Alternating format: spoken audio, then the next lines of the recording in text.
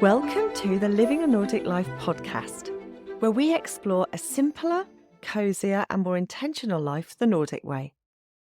I'm Fiona McKenna, your Nordic living guide and founder of Living a Nordic Life, where I share all things Nordic living and show you that a Nordic life is the way to bring intentional calm and healthy habits into your own life, wherever you are in the world.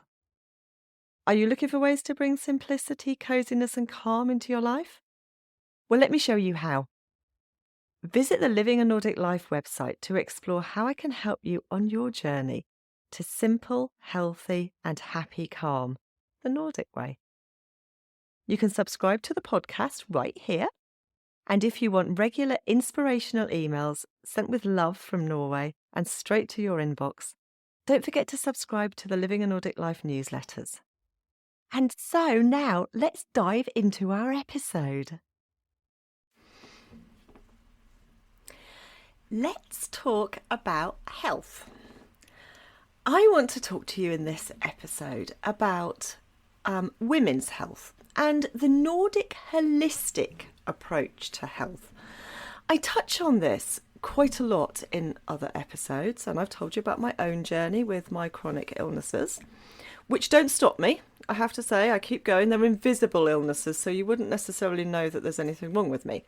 And I rather like that because I don't want them to define me. I don't want to be the person with so-and-so, or for that particular illness, that particular disease, to be the thing that makes me me. It's just something that happens. And I try to deal with it in a very Nordic, holistic way. And that's what I want to talk to you about today.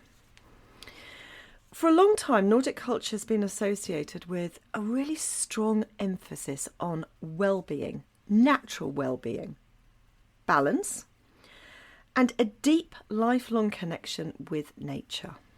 You know that, don't you? Because we talk about this a lot. We talk about friluftsliv and getting outside and trying to be out in the fresh air at least once a day if you can. And if you can't do that, then making time once a week to get outside.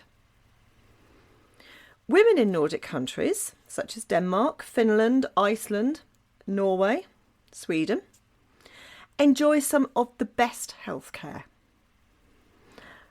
Our healthcare is free at point of care. We pay a really small amount to go and see the doctor. So when we make an appointment with the doctor, after we've seen him or her, we pay a small amount, which in Norway is about 139 kroner. So that's about $14, I suppose, which is not how much it costs to see the doctor, especially if you're there for 20 minutes. They don't push you through here either. I'm used to the way things were in England, where you had a 5-minute appointment. Here, it's more like a 10 or even a 20-minute appointment to see the doctor. They're very relaxed and they sit and they talk about every aspect of your health, not just that one thing. But we also have one of the longest life expectancies and the highest quality of life globally. The Nordic approach to health is holistic. That means that it focuses on the whole body, not just one part of it. It integrates physical, mental and emotional wellness with a deep respect for sustainability and nature. Friends and I like to joke about how the doctor's first approach to anything is to suggest you eat better. It's always that. What are you eating? Are you sleeping? And get outside into the forest. Are you outside in nature? How much time are you spending outside? Because it's not only good for your body physically, it's also good for your brain, for your mental health. A funny story, I think I've probably told you this before if you listen to my podcast regularly and read my blog. But when I was pregnant with my youngest child, that was 7 years ago, that's Mia, and we were living here. And my 2 older children I had in the UK. So I was a little bit nervous, I have to say, about having a baby here and being pregnant here, as I know a lot of people are. If you want to listen to my podcast episode about that, go and have a look for it. I tell you all about what it's like being pregnant here, without any of the gory bits and more information than you need, I promise. But anyway, I went to see the midwife. And it was at the end of the pregnancy, so I was about 8 months, I guess. And she asked me if I was eating well and exercising. I'd lost a bit of weight actually. I wasn't really gaining weight at that point. But I told her I was doing some exercise and maybe I might just go swimming. I might think about going swimming because I quite like the idea of being a bit weightless. When you're 8 months pregnant, that's, quite appealing, I have to say. And she said, well, a good thing to eat is mackerel in a tin. Everybody eats tinned mackerel here. It's in tomato sauce. And a lot of people have it for lunch. And it's got a lot of vitamins in it and iron and vitamin B and things that you need when you're pregnant. And it was a very Norwegian thing to say. And if you go swimming in the sea, don't stay in too long. It was the beginning of January. I was not going to go swimming in the sea. And you can guess what the temperature was. But it was so funny and it just struck me as really Norwegian. Of course, it's making light of it all. But it's founded in the Nordic approach to nature as a healer. So, I want to talk to you about how Nordic women maintain optimal health through diet, exercise, natural remedies, mental well-being, and a supportive social network. But why is a holistic approach essential for women's health? Because we're talking about women here. I'm sorry if you're a man and you're listening, but I'm sure you have a sister or a mum or a wife or female friends. So, you can carry on listening. You don't need to turn off. But women's health is complex. It's influenced by hormonal balance, lifestyle, diet, mental well-being, and environmental factors, not to mention some of the pressures that we face daily and the lives we have to juggle. We quite often have to put different hats on, don't we, throughout the course of the day. And in recent years, awareness of the limitations and the risks of conventional medical treatments has increased. And a leaning towards a more holistic approach has become popular. It was always popular here in Norway and in Scandinavia generally, but people are beginning to see that elsewhere and look at the holistic approach and how it's benefited Nordic women. And as a result, more women are turning to holistic health approaches because we can make those choices ourselves. We don't have to be constantly asking the doctor. We are allowed to make our own decisions. And the approaches that focus on prevention, natural healing, and overall well-being. Taking care of the whole body is crucial, not just one part of it. There are some interesting and probably slightly troubling examples of this, highlighting the need for a more careful and comprehensive approach to women's health. And one of those is a controversy surrounding the Depo-Provera contraceptive injection. It's been linked to some unpleasant side effects, I guess you would call it. Maybe because there wasn't enough research done, or who knows. But anyway, whatever it is, it's led to a lawsuit. In fact, I think several lawsuits in the US. But I'm not going to go into this here. But I do want you, if you're interested, there is a blog post of mine that is up today when I released this. So go over there and have a look at that, and you can look at some links there and it'll tell you a little bit more about it. But right now, we're going to focus on holistic health, aren't we? So the Nordic approach to health and wellness. It emphasises this holistic view that integrates physical well-being, mental health and social connections for this overall healthy life. But there are some key elements to this way of thinking and living. One of those is nature as a source of healing. And as you know, if you read my blog regularly, Nordic culture places significant emphasis on outdoor activities and the benefits of nature. People here are outside all the time. You'd be surprised. We walk everywhere if we can, or cycle. Children cycle to school. They walk to school unless it's very far. People try to get outside every day if possible. And we certainly get outside at the weekends when we can. The Scandinavian idea of friluftsliv, that's being outside in nature, means spending time outdoors regardless of the season. And it's easy now, isn't it, when we're coming into spring, and maybe some places you're even heading towards warmer months, perhaps even into summer. For us, we still have a little bit of snow. But we've come out of the really cold season and it's getting easier. It's hardest when you're in the middle of winter and there doesn't seem to be any end to it. But that's probably when it's most important. Because if we closet ourselves inside, we start to feel a little bit grotty, don't we? And we need to get some sunlight and some fresh air and to see and hear the natural world around us. Spending time in nature has been shown to improve mental health, lower stress levels and fortify the immune system. Here in Norway we have something called Norsk Friluftsliv. It's an organisation. You pay a little bit to be part of it. But there's lots of different Friluftsliv centres and parts of this organisation all over the country. 500 outdoor groups actually. And 950,000 members. Now bear in mind that Norway has a population of about 5.5 million. So that is a huge proportion of the population, isn't it, that belong to it. So you can imagine how important it is to us. We love to get outside every day if we can, and children are brought up from kindergarten actually, really understanding the benefits of being out in nature. Right from kindergarten when they start, which is sometimes 1 year old, they're spending most of their time outside where possible. Even when the weather's cold. If it's raining, they put on waterproofs and wellies and they go outside and enjoy it. And when the weather is cold too. If it gets down to about -10, -15, then they're brought inside because that's maybe a little bit too cold for them. But otherwise, no, outside every day, and they love it. The wild places in Scandinavia are carefully protected and are used by everyone for the benefit of all. If it's a wide open space that isn't cultivated, like a mountain, it might be owned by somebody, but we are still allowed by law to walk on it, provided we're respectful, which most people are. Traditional Nordic medicine and natural remedies play a part in holistic health as well. Before the rise of modern medicine, Nordic women relied heavily on natural remedies. Didn't everywhere, and some still do, and so we should, because a lot of modern medicine comes from these things.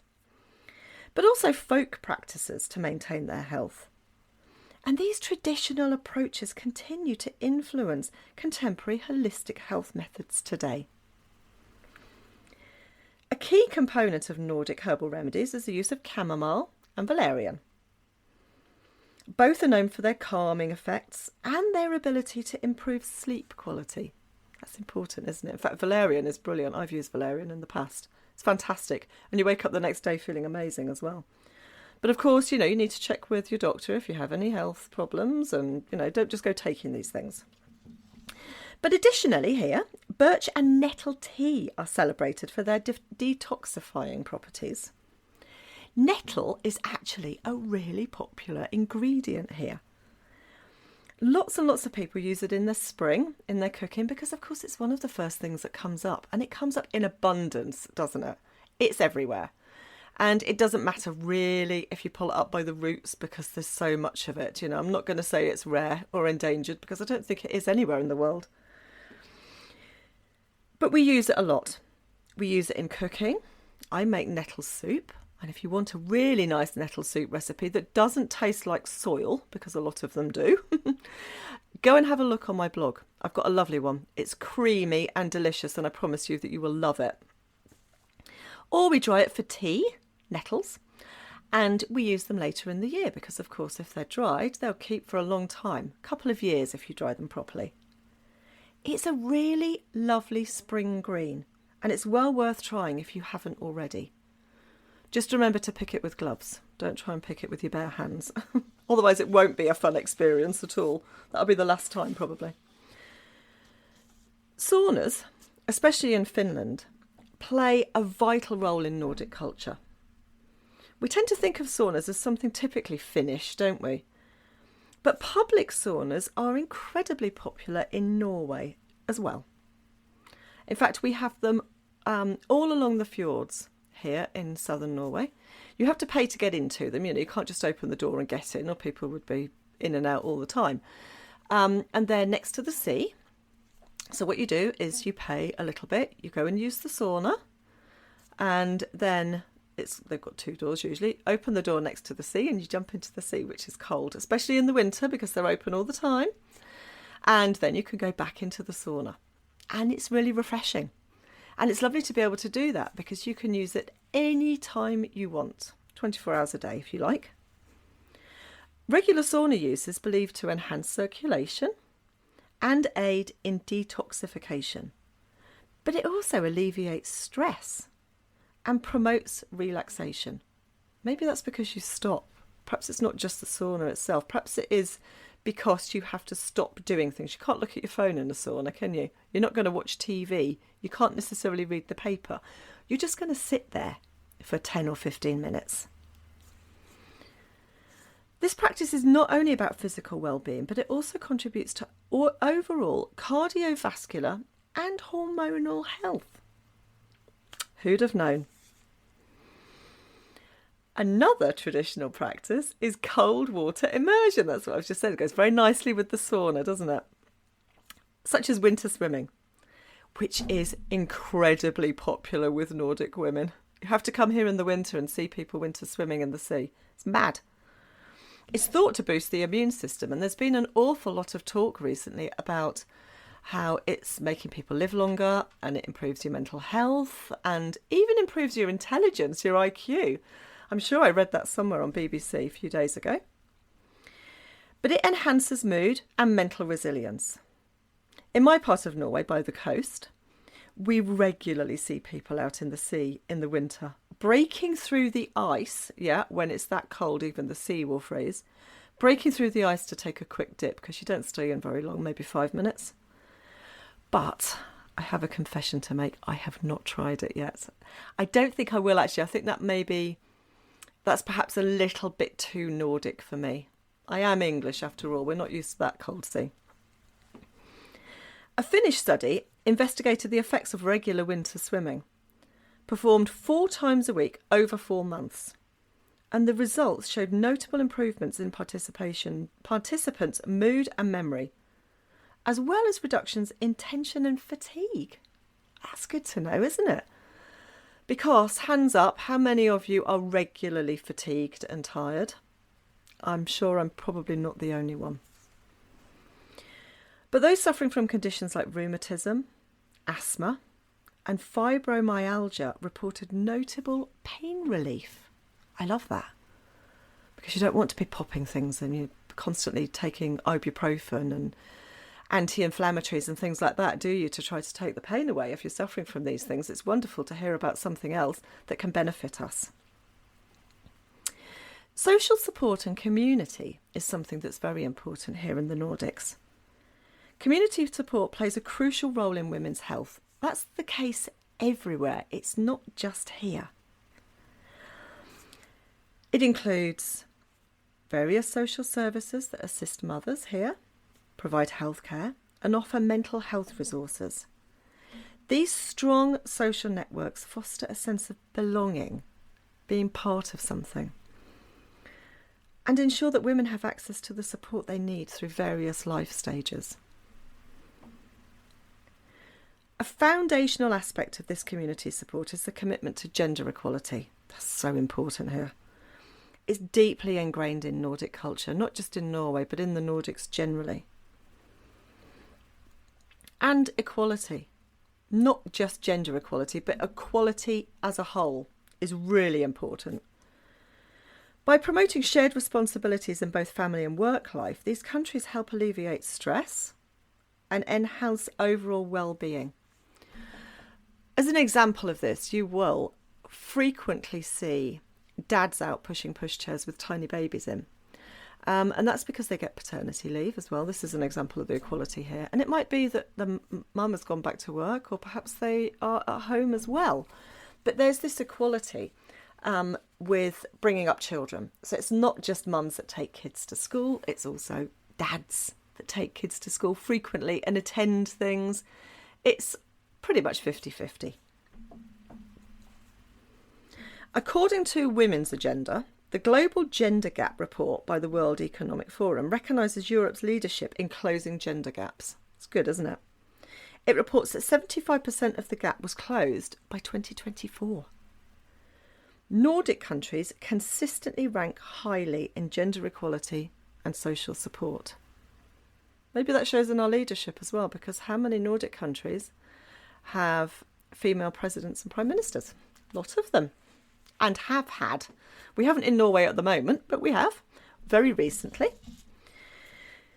The progressive gender policies here offer some of the world's most generous paid parental leave. That's what I was just talking about. And prioritise affordable childcare. Now, I talk about this in my episode about kindergarten. Kindergarten fees here are very cheap. It's about $300 a month, which I know is eye-poppingly affordable, especially in a country that has such high wages. It's, our taxes go to pay for these things, which is brilliant. Nordic countries also promote greater representation of women in leadership roles, prime ministers and presidents, for example, including corporate boards and political officers. This holistic approach supports individual well-being and strengthens community bonds, ultimately contributing to healthier societies. Of course, that's 50% of your population, isn't it, are women? Some places 51%, maybe more. So, let's have a little rundown, shall we, towards the end now. Why are Nordic people so healthy? It's because of the Nordic diet. Highly nutritious, and it focuses on seasonal produce. I'm always talking about this, aren't I? You know I am. Whole grains, seafood, because we have such long coastlines, and a lot of unprocessed food. Processed food in Europe generally is not terribly popular.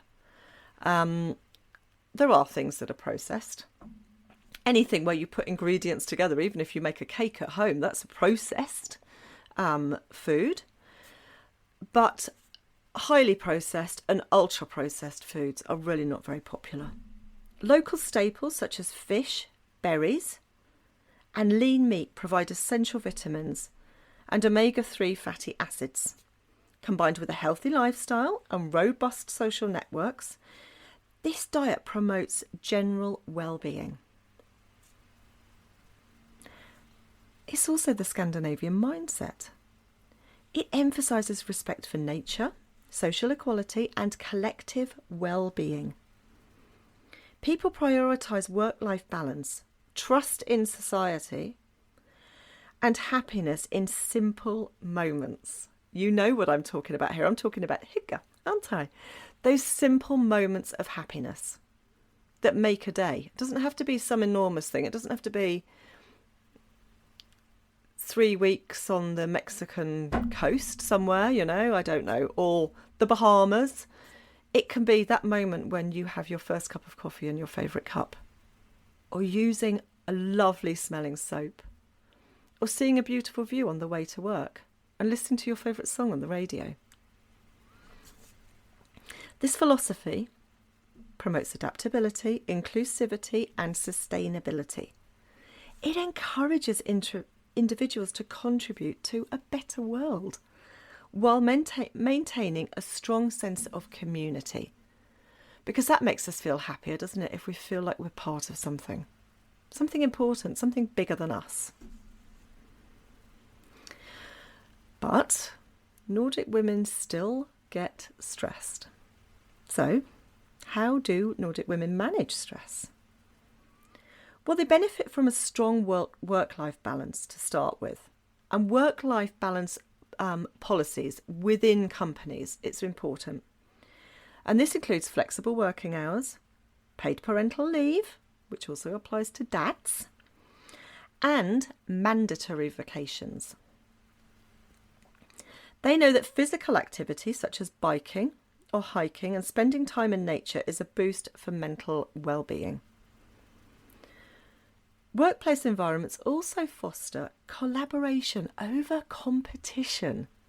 I think that's really important because that's something that we don't see enough of in British workplace and American workplaces, I'm sorry to say, there's an awful lot of competition and maybe a little bit too much masculinity. I'm not saying that everything should be feminised, but it can be a little gentler. So as you can see, it's not complicated and it's not a difficult approach to welcome into our own lives. I've welcomed it into my life, and I'm English and I know I live here, but this is not the way that I was brought up. So if I can do it, I know that you can do it as well. It's really beneficial to consider our overall health and not to focus on one thing and one thing alone. The Nordic approach to women's health is one that honours the wisdom of nature and community while fostering resilience and empowerment. Ultimately, this journey towards a more comprehensive understanding of health is vital for women, and not just for women, but for the well-being of society as a whole.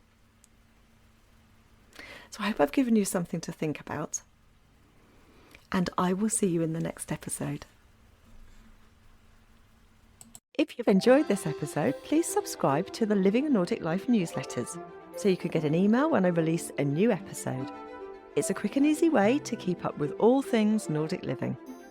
Please visit livinganordiclife.com. You can listen to Living a Nordic Life on lots of podcast apps, including Spotify, Apple Podcast, Google Podcasts, and plenty of others. If you've enjoyed the Living a Nordic Life podcast, why not leave me a rating? So that's the end of Living a Nordic Life for today, and I look forward to seeing you next time.